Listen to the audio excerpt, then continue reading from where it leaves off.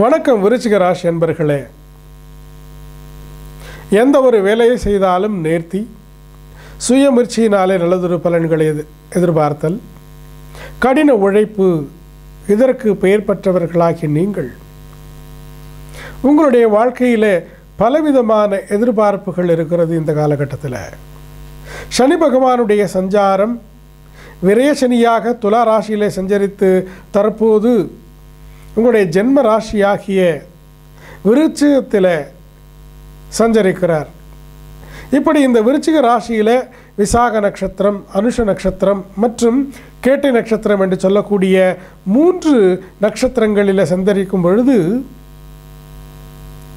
ஜென்ம ராசியில் இருந்தாலுமே ஒரே மாதிரி பலன்களை கொடுக்க மாட்டார். பலவிதமான மாறுபட்ட பலன்களை எல்லாம் உங்களுக்கு கொடுப்பார். ஏனென்று சொன்னால் விருச்சிக ராசியில் விசாக நட்சத்திரத்திற்கு அதிபதியானவர் குரு பகவான் உடைய 2வது மற்றும் 5வது இடத்திற்கு அதிபதி. அவர் அமைந்திருக்கக்கூடிய இடமாகிய 9வது ஸ்தானம். உங்களுக்கு உங்களுடைய ராசியில் சந்திரன் என்று சொல்லக்கூடிய கிரகம் நீச்சமாகிறார். அந்த சந்திரன் எப்போதுமே இந்த விருச்சிக ராசி என்பவர்களுக்கு நீச்ச ஸ்தானம், நீச்ச ராசி என்று சொல்லக்கூடிய விருச்சிகம். சந்திரன் மனதிற்கு காரகன், நினைவுகளுக்கு காரகன், ஞாபக சக்தியை ஆக்கிரமிப்பவன், நீருக்கு காரகன், தாயாருக்கு காரகன். இந்த காரகத்துவம் நிறைந்த சந்திரன் என்று சொல்லக்கூடிய அந்த கிரகம் உங்களுடைய ராசியிலே நீச்சம் பெற்றிருக்கிறார். எண்ணங்களிலே சில மாறுதல்கள். சனி பகவான் வரும்பொழுது சனி பகவானுடைய நேச்சர் இருக்கிறது இல்லையா, அது -180 டிகிரி சர்ஃபேஸ் டெம்பரேச்சர், ரொம்ப சில்லு. அதனால் அவருக்கு அந்த குளிர்ந்த ஒரு சர்ஃபேஸ் டெம்பரேச்சர் இருக்கிறதுனால அந்த மந்தன் அப்படின்னு ஒரு பெயர். சந்திரன் ஏற்கனவே உங்களுக்கு நீச்ச ஸ்தானத்தில் இருக்கிறது. இதில் வேறு சனி பகவானுடைய ஆதிக்கம் உங்களுடைய ராசியில் இப்போ வருகிறது. ஸோ மனதளவில் உங்களை மனம் தளர வைப்பார். ஞாபக மறதி, இந்த வேலையை இப்போது செய்ய வேண்டும் என்று நினைக்கும் பொழுது ஏதோ ஒரு வேறு வேலை வந்துடும். அதனால் இதை விட்டுடுவீங்க. ஆஹா, முக்கியமான வேலையை தவற விட்டோமே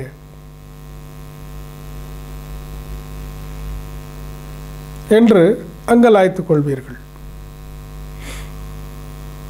குறித்த காலத்திலே குறித்த வேலை செய்வதற்கு தடங்களை ஏற்படுத்தும். இன்னைக்கு இந்த வேலைகள் எல்லாம் செய்யணும் அப்படின்னு ஒரு பட்டியல் போட்டு வைத்திருப்பீர்கள். இந்த தேதியில் இவரை சந்திக்க வேண்டும் என்று சில அப்பாயின்மெண்ட் எல்லாம் புக் பண்ணியிருப்பீங்க. அந்த அப்பாயின்மெண்ட்ஸ் எல்லாம், அந்த ஷெட்யூல்ஸ் எல்லாம் சரியாக நீங்கள் எக்ஸிக்யூட் பண்ணணும் அப்படின்னு சொன்னால் அதில் ஏதோ ஒரு தடை வந்துடும்.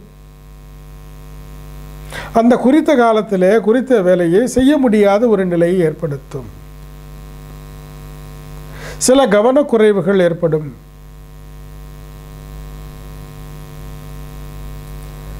ஒரு மாதிரியான மந்த நிலை,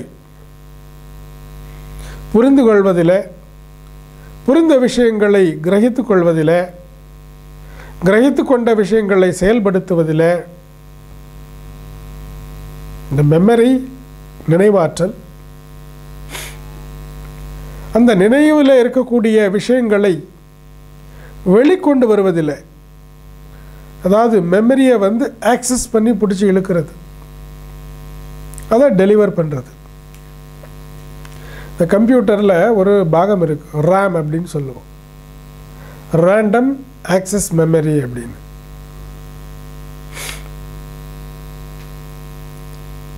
நிறைய நினைவுகளில் இருக்கக்கூடிய ஸ்டோரேஜில் இருக்கக்கூடிய விஷயங்களை எல்லாம், சில படித்த விஷயங்களை எல்லாம் தேவையான பொழுது நாம்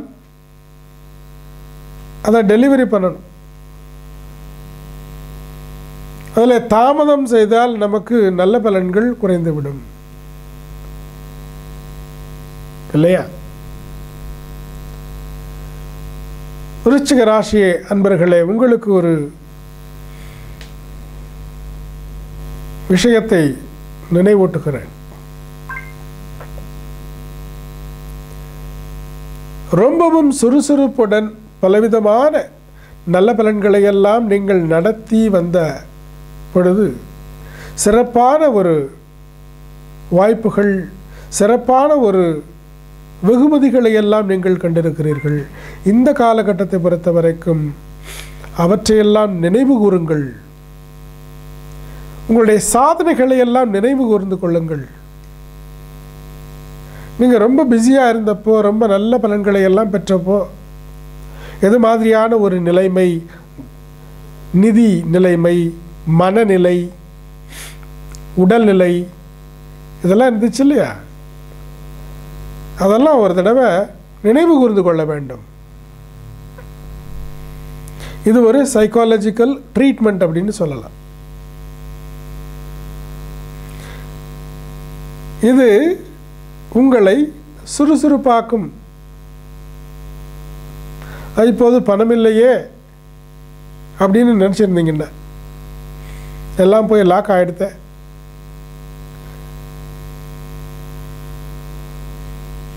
அப்படின்னு உங்களுக்கு ஒரு கவலை இருந்தால் உங்களுடைய பழைய பாஸ்புக் என்ட்ரி எல்லாம் கொஞ்சம் பார்த்துக்கோங்க. பழைய டைரி எல்லாம் கொஞ்சம் திரும்ப படித்து பாருங்கள். ஓல்டு டிரான்சாக்ஷன் எல்லாம் நீங்கள் திரும்ப படித்து பாருங்கள். உங்களுடைய அந்த தொடர்புகள் இருக்கிறத, கான்டாக்ட்ஸ், அதெல்லாம் கொஞ்சம் ரிஃப்ரெஷ் பண்ணிக்கோங்க. அந்த கான்டாக்ட் எல்லாம் ரொம்ப நாளாக விட்டு போன நண்பர்கள், உங்களுக்கு நல்ல உதவிகளை செய்தவர்கள், நல்ல காரியங்களை செய்தவர்கள், நல்ல வழிகாட்டியவர்கள், அவர்களெல்லாம் நினைத்து கொள்ளுங்கள்.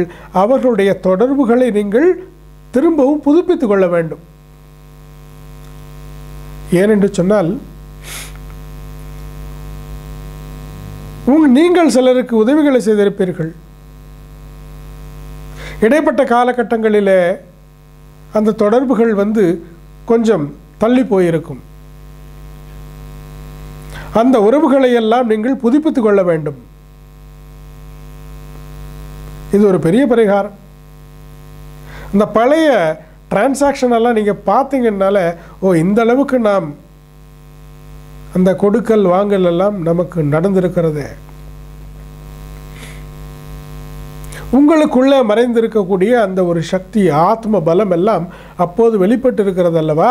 அதை நீங்கள் நினைவு கூர்ந்து கொண்டால் இப்போதும் உங்களுக்கு புது தெம்பு பிறக்கும், சோர்வு இருக்காது. மனதில் கவலையோ தளர்ச்சியையோ நீங்கள் தவிர்க்க முடியும். செய்து பாருங்களேன். 2015 வருடத்தில் சனி பகவானுடைய சஞ்சாரம் அனுஷம் நட்சத்திரத்தில் வருகிறது. இந்த விசாக நட்சத்திரத்தில் இந்த வருடத்தில் நவம்பர் 30, இது கேபி பஞ்சாங்க பிரகாரம். இப்போ அது முடிந்து டிசம்பர்லேருந்து அனுஷத்தில் என்ட்ரி ஆகிறார். அப்போது உங்களுடைய சிறப்பான பலன்கள், அனுஷம் நட்சத்திரத்தில் பிறந்தவர்களே, உங்களுக்கு ஞாபக மறதி, அங்க சோர்வுகள், கை கால் வலி, நரம்பு சம்பந்தப்பட்ட உபாதைகள், உறவுகளிலே பிரச்சனைகள், உங்களுக்கு கோபம் அதிகமாகுதல் ஏற்படும். சின்ன விஷயத்துக்கும் அதிகமாக கோபம் வரும். கோபம் எங்கு செல்லுபடி ஆகிறதோ, அதிகாரம் எங்கு செல்லுபடி ஆகிறதோ அங்கு நீங்கள் ரொம்ப ரியாக்ட் பண்ணிடுவீங்க, கோபத்தை காட்டிக்குவீங்க. எங்கே செல்லுபடி ஆகாதோ அங்கே நீங்கள் உள்ளே போயிடுவீங்க, அடக்கிக் கொள்வீர்கள், இயல்புதான். ஆனால் இந்த சைக்காலஜிக்கலி என்ன ஒரு மாற்றம் ஏற்படுது அப்படின்னு பார்த்தீங்கன்னா, சிலருடைய சாபத்தை நீங்கள் பெற வேண்டிய ஒரு சூழ்நிலை கொடுக்கும். சாபம் இருக்கிறத ரொம்பவும் மோசம். அது அந்த சாபத்தை நாம் தவிர்க்க வேண்டும்.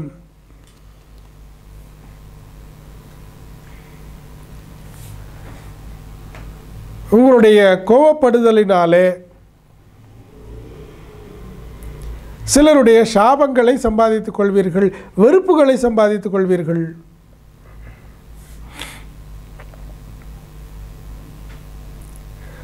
நீங்கள் உங்களுடைய கோபத்தை ரொம்பவும் அடக்கினால் அதிகாரம் இருக்கக்கூடிய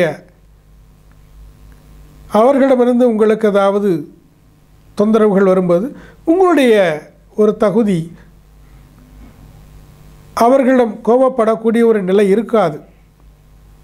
அப்போது உங்களுடைய இந்த எமோஷனல் எக்ஸ்பிரஷன் எல்லாம் அடங்கும். அப்போ உங்களுக்கு ஸ்ட்ரெஸ் லெவல் அதிகமாகும், அந்த மன அழுத்தம் அதிகமாகும். மன அழுத்தம் அதிகமாக இரத்த அழுத்தம் அதிகமாகும், வயிறு சம்பந்தப்பட்ட பிரச்சனைகளை ஏற்படுத்தும், மறதியை கொடுக்கும், தூக்கமின்மையை ஏற்படுத்தும். வாகனங்களிலே நீங்கள் செல்லும் பொழுது, நீங்களே ஓட்டும் பொழுது மிகவும் கவனமாக இருக்க வேண்டும். பிறர் மூலமாக உங்களுக்கு தொந்தரவுகள் ஏற்படுத்தும், அதிகமான செலவினங்களை கொடுக்கும், வழக்கு வியாச்சியங்களை கொடுக்கும், ஆஸ்திகள் சொத்துக்கள் சம்பந்தப்பட்ட இடர்பாடுகளை கொடுக்கும், உறவுகளை விரிசல்கள் ஏற்படுத்தும். நல்லபடியாக இருக்கக்கூடிய உறவுகள் எல்லாம் சற்று தூரம் சென்று விடுவார்கள்.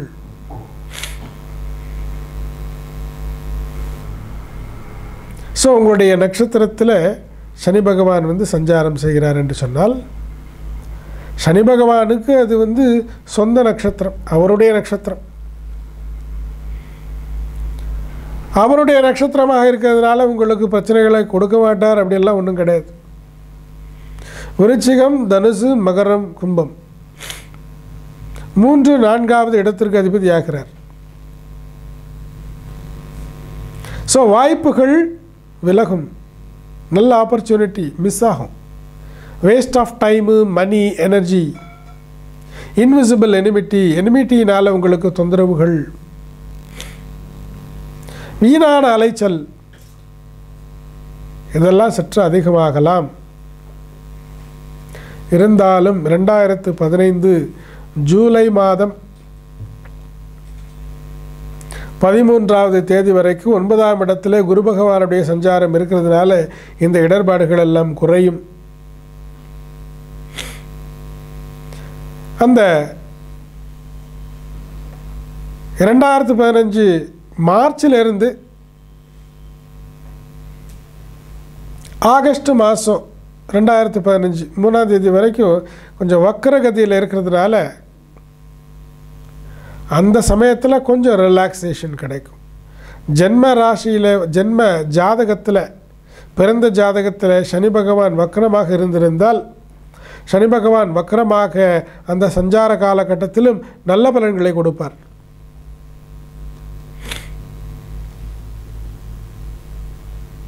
ஆகஸ்ட் 3வது தேதிக்கு பிறகு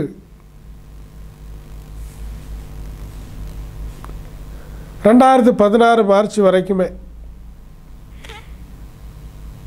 நல்ல பலன்கள் இருக்கிறது. நேர் கதி.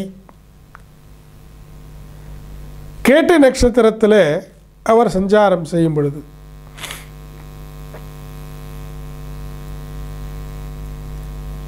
உங்களுக்கும் அதே மாதிரி ஆரோக்கியம் ரீதியான தொந்தரவுகள்,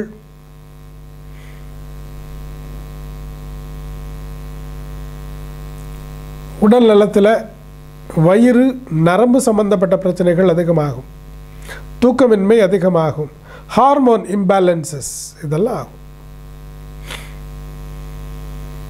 எனர்ஜி கேம் இல்லையா, இதெல்லாம் பிளானட்டரி எனர்ஜிஸ், காஸ்மிக் எனர்ஜி. இந்த எனர்ஜியை வந்து ரிசீவ் பண்ணக்கூடிய அந்த ரிசீவர்ஸ் இருக்க, இந்த எனர்ஜி சென்டர்ஸ் இருக்கு நம்மளுடைய சூக்ஷ்ம சரீரத்தில், சக்கரங்கள்னு சொல்கிறோம் இல்லையா,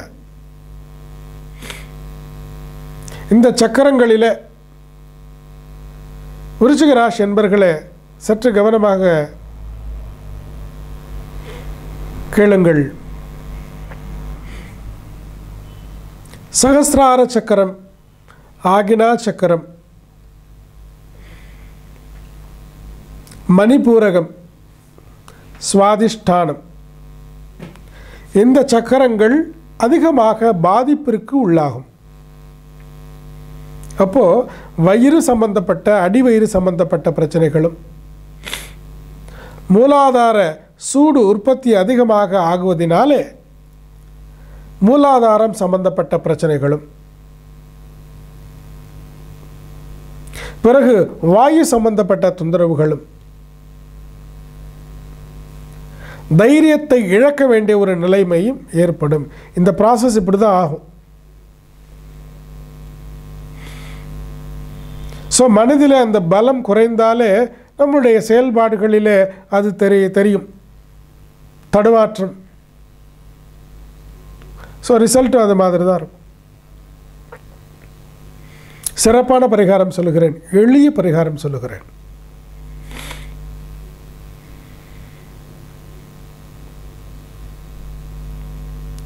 விசாகம், அனுஷம், கேட்டை எந்த நட்சத்திரமாக இருந்தாலும் இதில் கொஞ்சம் மனது அளவில் அதிகமான அழுத்தம் அனுஷம் மற்றும் விசாகத்திற்கு அதிகமாகும்.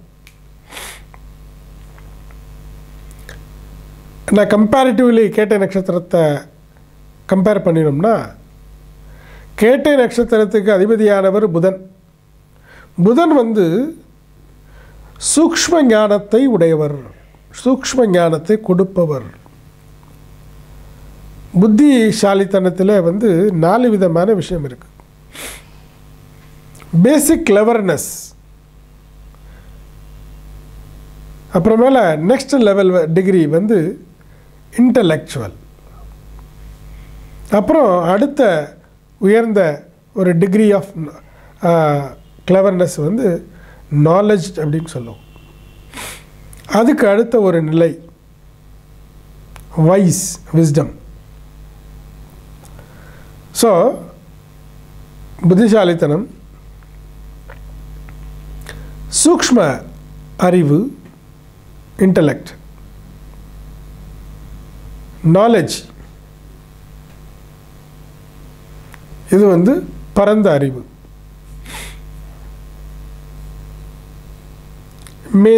மேதைத்தனம்,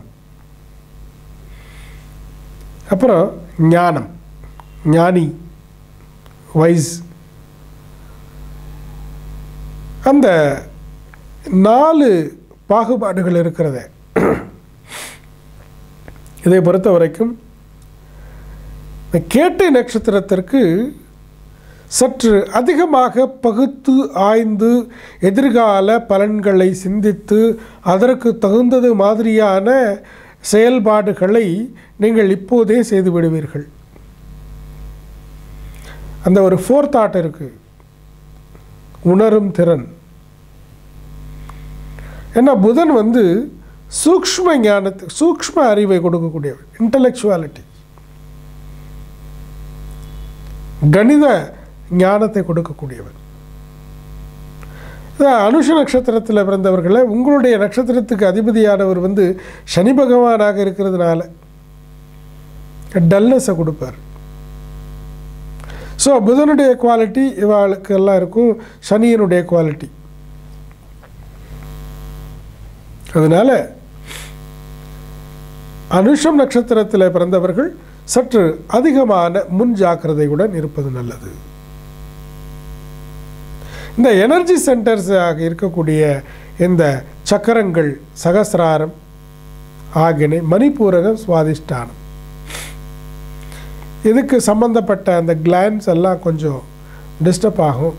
இப்போ வயிறு சார்ந்த பிரச்சனைகள், வாயு சம்பந்தப்பட்ட பிரச்சனைகள் இதெல்லாம் அதிகமாகும்.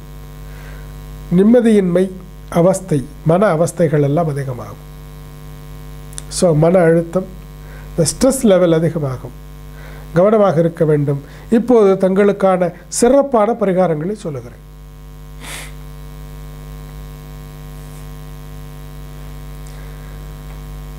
இப்போ வயிற்றுக்கும் நினைவுக்கும் ஒரு பெரிய கனெக்டிவிட்டி இருக்கு. இந்த ஸ்ட்ரெஸ் எப்படி வருதுன்னா, முதல்ல வயிறு நல்லா இருந்துச்சுன்னா பாதி ஸ்ட்ரெஸ் இல்லைங்க. வயிற்று கோளாறுகள் தான் மன அழுத்தத்திற்கு, ஸ்ட்ரெஸ்ஸுக்கு மூல காரணம். ஸ்ட்ரெஸ் என்பது இட் இஸ் அ டெஃபிஷியன்சி. நமக்கு ஒரு பிரச்சனையை அணுகுவதற்கான சரியான மனநிலையோ உடல்நிலையோ இல்லாத ஒரு தன்மைதான்.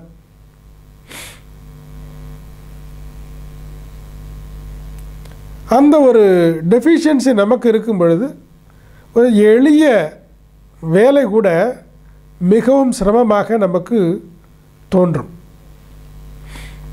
ஆகையினாலே முதலில் வயிறு என்று சொல்லக்கூடிய பிரதானமான ஒரு இந்த அங்கத்தை மிகவும் சுத்தமாக வைத்திருக்க வேண்டும். அப்படின்னா என்ன?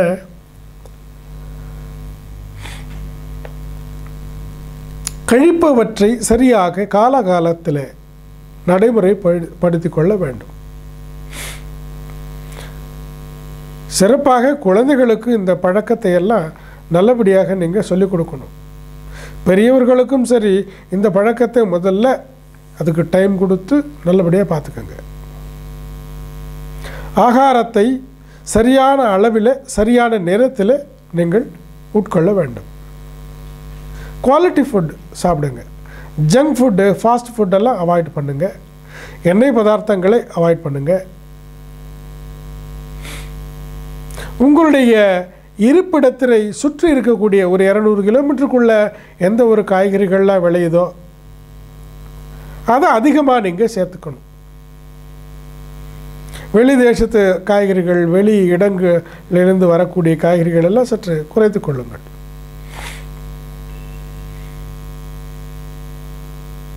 இந்த மன அழுத்தம் அதிகமாக ஆக என்னன்னா, அந்த ஹார்மோன்ஸ் மேலே அது தாக்கத்தை ஏற்படுத்தி பலகீனத்தை எல்லாம் கொடுக்கும். இப்போ பார்த்தீங்கன்னா அந்த டயபெட்டிக் அப்படின்னு சொல்லக்கூடிய பிரச்சனைகள் அதிகமாக இருக்கிறது இல்லையா? இதுக்கு பேசிக் ஸ்ட்ரெஸ்ஸு தான் காரணம். விருச்சிக ராசி என்பர்களே, உணவு பழக்கம், சரியான உணவு, சரியான நேரம், சரியான தூக்கம், இதெல்லாம் குவாலிட்டியாக நீங்கள் மெயின்டைன் பண்ணுங்கள். இதுவே ஒரு பெரிய பரிகாரம். உடற்பயிற்சி, மனப்பயிற்சி இரண்டும் அடுத்தது உங்களுக்கு கண்டிப்பாக வேண்டும். உடற்பயிற்சி உடலுக்கு, மனப்பயிற்சி மனதிற்கு. அது என்ன மனப்பயிற்சி? பக்தி மார்க்கம்தான்.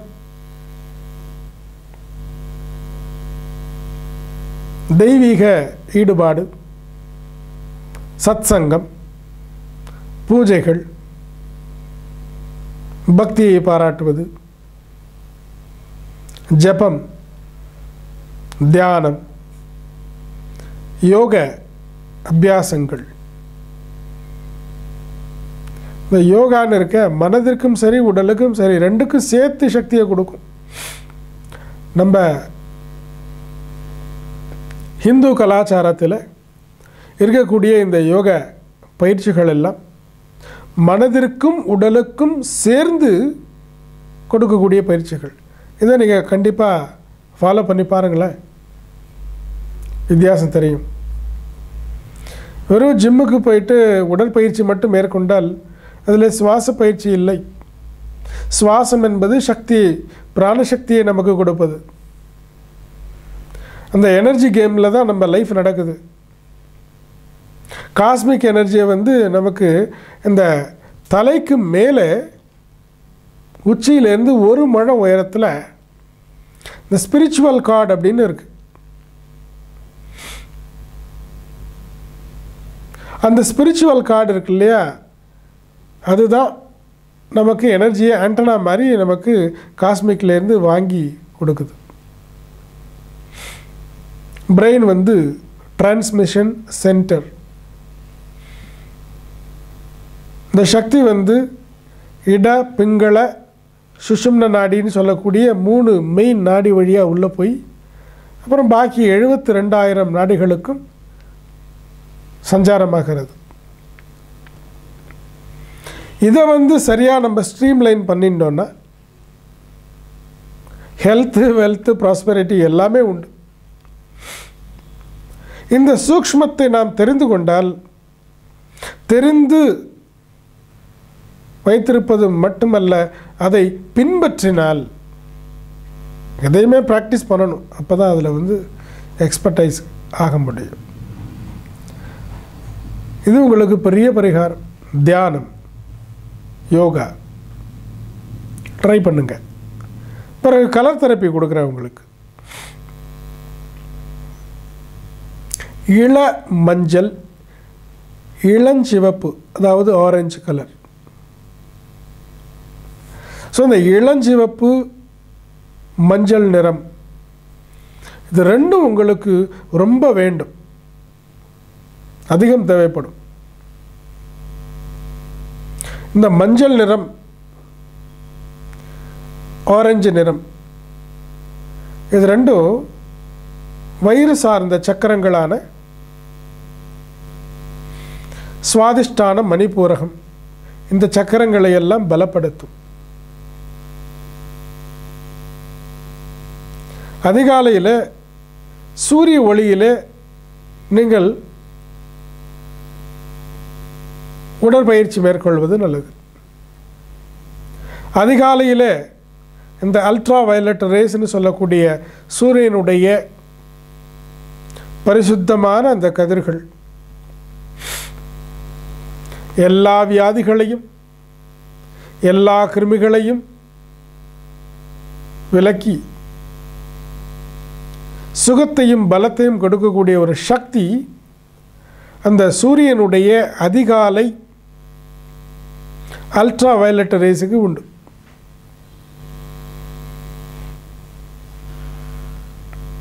அதுக்குத்தான் அதிகாலையில் உடற்பயிற்சி பண்ணுறது ரொம்பவும் நல்லது அப்படின்னு சொல்லுவோம். பிறகு இந்த கலர் எனர்ஜி உங்களுக்கு அதிகமாக உயர்வான ஒரு ரிப்பேர் பண்ணும் பாடியில் பிரச்சனைகளை எல்லாம். ஃபுட்டு தெரப்பி சொல்லியிருக்கிறேன். மந்த்ரா தெரப்பி, ஓம் நம சிவாய மந்திரத்தை நீங்கள் ஜபிக்க வேண்டும். தீபம் தெரப்பி, உங்களுக்கு 3 விதமான தீபம் தெரப்பி தேவைப்படுகிறது. சம்ருத்தின்னு சொல்லக்கூடிய விருத்தியை கொடுக்கக்கூடிய ஒரு தீபம், அது ஒரு ஆயில் இருக்குது, கிடைக்குது, அதில் தீபம். பிறகு சம்ரக்ஷணான்னு சொல்லக்கூடிய பாதுகாப்பை கொடுக்கக்கூடிய ஒரு தீபமும், அதில் என்ட்ரன்ஸில் வந்து வலது இடது புறத்தில் வைக்கிறோம் இல்லையா, அதுக்குள்ள ஏற்றணும். சனீஸ்வர சாந்தி தீப தைலம், இந்த 3 தீப தைலங்களையும் நீங்கள் உபயோகித்து தீபம் ஏற்றி வர வேண்டும். சிறப்பான பரிகாரம் இது. 2017 அக்டோபர் 25ஆம் தேதி வரைக்கும் விருச்சிக ராசியிலே சஞ்சரித்து பிறகு தனுசு ராசிக்கு செல்வார். இந்த 2.5 வருட காலங்களில் இது மாதிரியான பலன்கள் எல்லாம், ஏற்ற இறக்கங்கள் எல்லாம் இருக்கிறது. இதையெல்லாம் நான் சொன்ன பரிகாரங்களின் மூலமாக, எளிய பரிகாரங்களின் மூலமாக சமாளித்து கொண்டு விநாயக பெருமானுடைய, ஈஸ்வரனுடைய பூரணமான கிருபா கடாட்சம் உங்களுக்கு நல்லதொரு பலன்களை கொடுத்து பாதுகாக்கும். நன்றி.